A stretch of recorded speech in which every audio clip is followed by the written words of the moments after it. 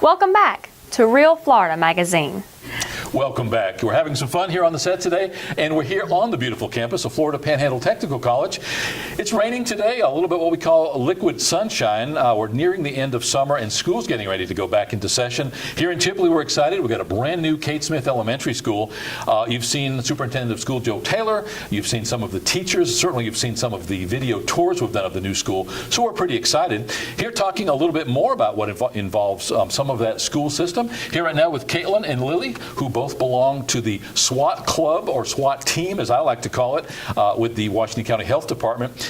Unless you've been living under a rock, you know that there's a national movement to eradicate the use of tobacco, smokeless, and the other types as well. And when we come back, we're going to talk to Caitlin and Lily about that effort. Certainly, we're going to talk a little bit about their upcoming event that's happening just in a couple of days. But more importantly, that overall effort and the work that these students do in that SWAT effort, students working against tobacco. And again, unless you've been living under a rock, you certainly know what that means. We look forward to hearing from Caitlin and Lily about SWAT when we return. We will be right back.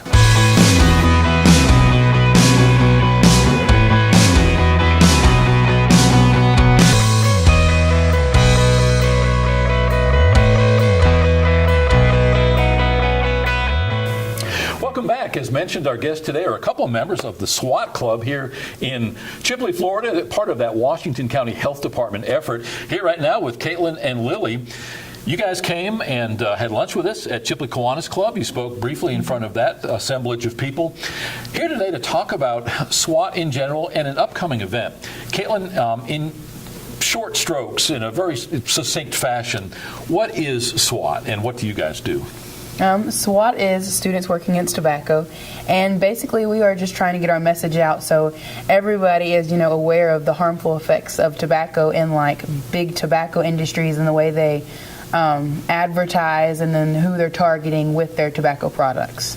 And I'm glad you say that, because I think that has been a point of contention, that the tobacco companies do seem to go for that younger market, and it seems like the younger the consumer they can attract, the longer the lifespan, or ultimately the shorter the lifespan, but the longer that the usage of that product for that person as they grow into adult life. Lily, talk a little bit about what you do as part of that SWAT effort.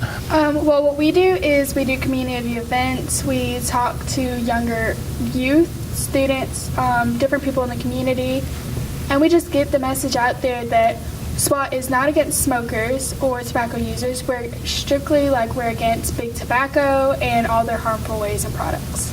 Yeah, and you used that expression at lunch today, and I was glad to hear you say that. Let's talk a little bit more about that. So often, when somebody is indeed addicted to cigarettes or other tobacco products, because that nicotine in there truly is one of the more addictive legal substances in our society today, that when your efforts such as yours, or they're around efforts such as yours, they almost feel paranoid. They feel like, well, this is my right, which it is their right. We're not telling you can't smoke. We're trying to point out what are the ramifications, what are the consequences. What do you guys do, Lily, in that educational effort to let people know this is you on tobacco down the road. Here are the things that you're likely to suffer if you continue tobacco use. Well, like you said, typically when people think of SWAT, they think of we're against smokers. And a lot of people tend to shut that down, like, oh, they don't want anything to do with us because they feel like we're attacking them. But we're just here to show that tobacco products are very harmful, and that's known. It can have many damaging effects on you, your body, and your loved ones. So we're here to kind of point out, show them that it is bad. We're not against you by any means, but we are against big tobacco. Caitlin, it would seem that anyone with sense would realize that with the preponderance of evidence that we have today about the effects of tobacco, that they simply wouldn't be a consumer of those products. They wouldn't chew, they wouldn't dip, they wouldn't smoke. You've got pipes, you've got cigars, you've got all kinds of ways to ingest or to use those products. But it's easy to say that if you're not addicted to nicotine. I've got many close friends. I would love dearly to see them be able to stop smoking or stop using tobacco. What are the methods that you guys use? What is your campaign? Is this the state and the secession movement, do they actually provide you with educational materials, videos, and photography and what have you that actually helps to demonstrate what's going to happen if you continue the use of these products? We have a bunch of information on like all of the effects of tobacco. We have like pamphlets and booklets and just all of these different things, to give to people and show them, hey, this is what's going to happen to your body, your lungs, if you keep on using tobacco products. Not necessarily as to, hey, just because I smoked for 30 years, I haven't got cancer yet, so how am I going to get it now? You still face that risk as long as you're consuming tobacco products. We know people in their 90s or older who have smoked all their lives and who appear to be as healthy as they can be at that age. We have other people who die from cancer and other illnesses caused by tobacco or the ingestion of that tobacco as early as their 20s. So it's a crapshoot. You can take on that stance, hey, I'm 50, I've smoked for 30 years, what's the reason for stopping? But that one more cigarette or that one more day of smoking or ingesting tobacco could be the difference. Lily, I know that you guys are always at the events. You were recently at Northwest Florida Community Hospital. You were giving out snow cones at the Back to School Fair. Saw you guys at the Watermelon Festival at Pals Park on the soccer field there on Friday night of the Watermelon Festival. How are you received when you're at these events? I know that you're giving out popcorn and snow cones and whatever, and you're the good guys at that point. But at some point, you're also using that platform to profess your message. You're handing out information or you're speaking to people. Certainly, most of those environments don't allow you to smoke, but I would imagine if somebody were smoking or had tobacco in their mouth, that you'd say something. How overall are you received? Most of the time, people tend to receive us pretty well when we're giving them free stuff. You can't kind of be mean to someone that's giving you free stuff, but not all. Sometimes people they avoid our booth and they just walk around us because they don't really want to come get something. Oh, I smoke, I don't want to go up there. But we're trying to stop that, because no matter who you are, we still would like to talk to you and give you the time to let us show you our message. Caitlin, how many total members, and I know that probably varies according to the time of year, who's available, who's on vacation, but typically, how many members do you have, first of all, in your entire organization, and then how many do you usually have come out and participate at these special events? Well, during the school year, there's a lot more people who participate, so it's like maybe 5-10 people attend the meetings, but the actual people who come to events outside of school due to other reasons like transportation and getting the message out or whatever, they're usually maybe 5 or 6 people, not necessarily the whole 10 people that come to the meetings. It's not a lot of fun hanging out in the heat. And you're passing out snow cones, but it's hot usually when you're giving those out. Mm-hmm. You guys are in that little trailer, and it's not air conditioned. You have a fan in there or two, but it's hot and it's work. I've seen you guys popping popcorn and handing out the literature and along with the snow cones, and it's work. Do you find that some people get involved, Lily, and then once they find out, wow, this is really going to be work and it's going to take more time away from my personal life, that they tend to drop out? And do you find that some people, it hits the button for them about what they want to be involved in, and they're truly good at what they do from that point on? That's exactly it. Most people will have, at the beginning of the year, we'll have 20 people come out to the first event. And once they find out that, it is a lot of work, but it's rewarding. So probably about half of the people will just quit, and that's not for them, and we understand that. But that means that the people that do come, they're really into it and they're really for it, and it's a lot of fun. Have you personally shared with somebody this information that you know for a fact has altered their lifestyle in such a way that they've either quit tobacco or that they're at least working towards that? Lots of people. My dad, I got him to stop smoking from after joining SWAT, and wow. Yeah. The different literatures and the different pamphlets and just bugging him constantly about it made him quit. You almost teared up a little bit when you said that. It's got to make you feel good. Well, my grandmother, she died because of tobacco use. So after that, it's rough. It's horrible that the tobacco does horrible things to you. So it's just, yeah, it's horrible. you are probably as passionate as you can be about the cause, and with your history that you just related. Do you have anybody in your life, Caitlin, who has suffered from tobacco use? And same question that I asked Lily. Have you got firsthand knowledge of somebody who you may have shared with that has altered their lifestyle?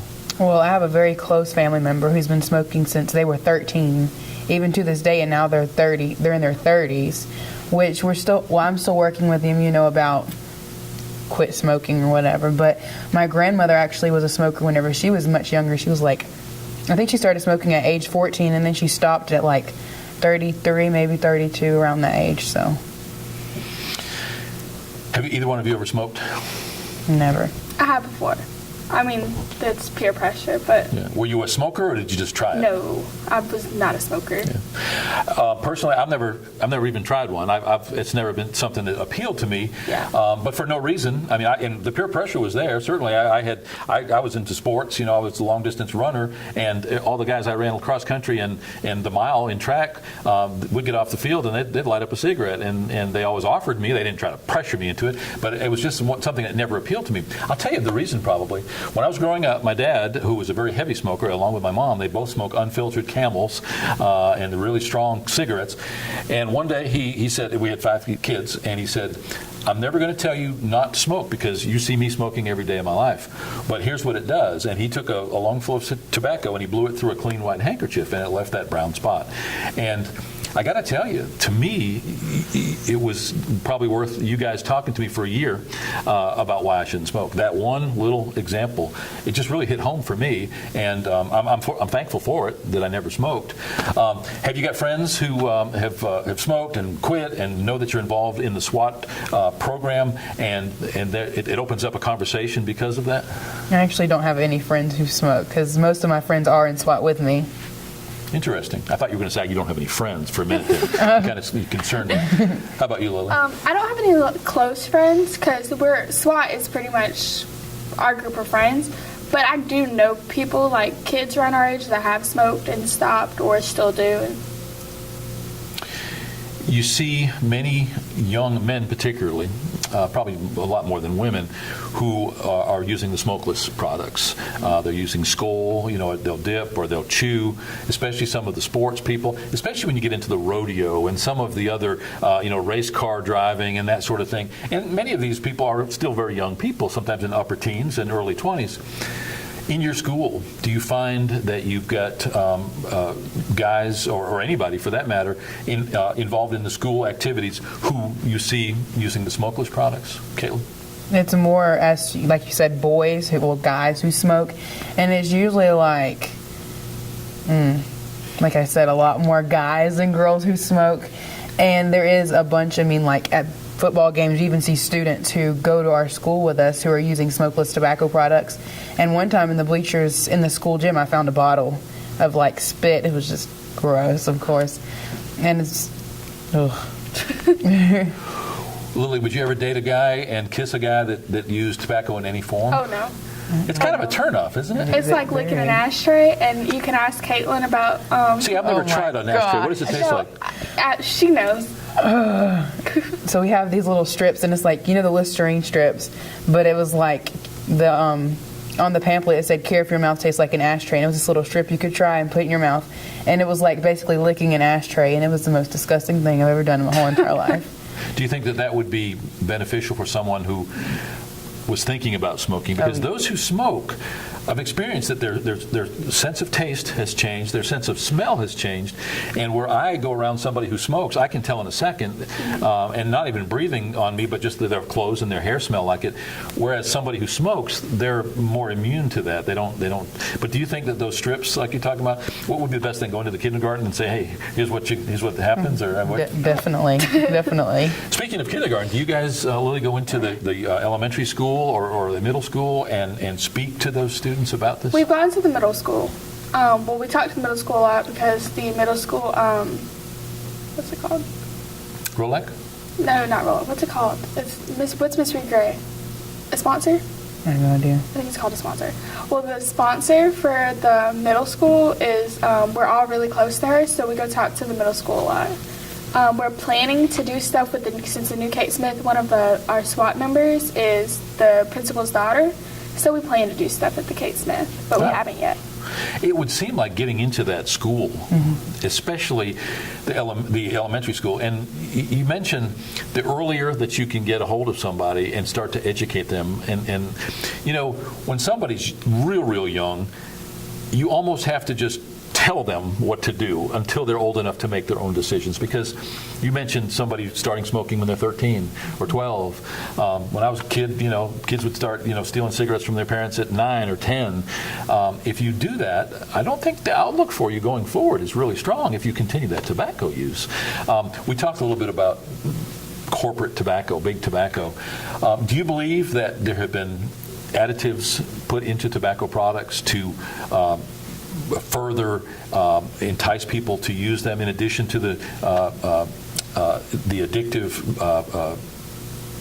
effects of nicotine, or is that something that you guys even deal with educationally? Oh, most definitely. There's flavoring, mint flavor, strawberry, candy flavored, and what's all that's basically targeted toward is youth. Like, it's targeted towards us because the better flavors and all this other stuff and colorful wrapping, and it's targeted to us to make us want to buy it. Caitlin, is there anything else that you'd like to add? We're going to talk about your upcoming event here in a minute, but is there anything that I haven't asked or anything that you'd like to share about SWAT with us today? I don't think so. All right, Lily? Like you said earlier, you like to call us a SWAT team. We are a team, and we're fighting a great battle. Well said. If somebody wants to find out more about what you guys do, what's the best way to get in touch with you? Do you have a website or a Facebook page? We have Facebook, we have an Instagram, we have a Twitter. What is your Facebook page called? I think you can search as Washington County SWAT in our page. Yeah. Washington County SWAT. Yes, sir. Okay. Thanks for being here today. I really appreciate you taking the time. Thanks for joining us at Kiwanis and letting us know about it. Hopefully you'll pick up some more participants at your event. When we come back, we're going to talk about that event. But thanks so much, and keep up that good fight. I like what you said. We are a team, and we have a purpose. And again, thanks so much for taking the time and for sharing with us today. Our guests today have been Caitlin and Lily from the Washington County Health Department SWAT Club, SWAT team. I like to say SWAT team. It sounds like these guys are walking around with bulletproof vests and anti-cigarette machine guns. We can have a little bit of fun. We can laugh about this, but I don't know that there's anything we could possibly talk about, especially on this show, that would have any more importance than what the message is that these young girls are here to talk about today. I myself have experienced the heartbreak of having people in my life who use tobacco products and simply didn't enjoy the quality of life or probably the length of life that they could have had they not done so. We're not here to preach. We've said it all. We'll be right back.